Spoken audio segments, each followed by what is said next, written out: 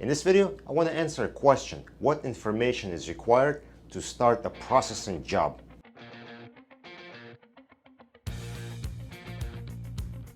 This question comes up in the beginning of a case. Client gets a new data, sends it over to us and say, hey, we have more data to process. What information do you need? So we usually ask for 3 pieces of information. First, we ask for a time zone. Time zone determines how the data is going to be presented to a user. So when you have dates and times, you want to make sure they make sense to the reviewers so that they can understand the flow of documents and be able to put documents in chronological order. Some clients like to standardize their time zone processing and process everything in GMT.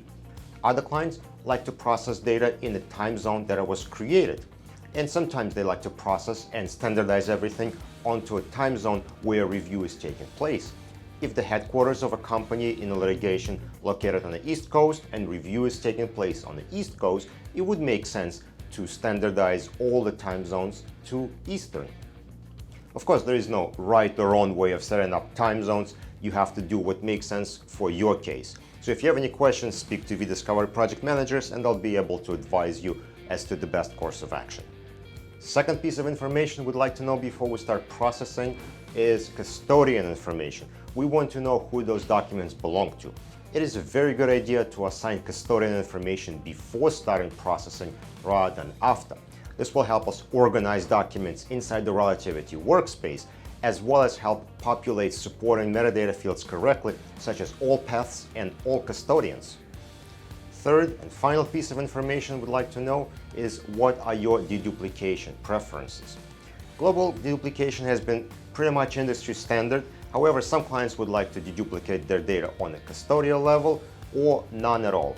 We'll be happy to work with you on whichever deduplication level you require, and we're able to generate custom deduplication protocols based on specific metadata fields you require. And that's it. Those are the 3 key pieces of information that we're required to start processing of a job. We do not require you to fill out long, tedious forms that answer questions about attachment extraction or OCR preferences. We have all that documented and set as to what we believe is an industry standard. We'll be happy to share a copy with you and explain to you how our internal process works. And if you'd like to change any of those settings, of course, speak to one of our project managers and they'll be happy to customize processing settings to meet your needs. Thank you guys for watching. Please be sure to check out eDiscovery on social media networks listed on your screen. And if you want to see prior videos, check us out on YouTube. Thank you.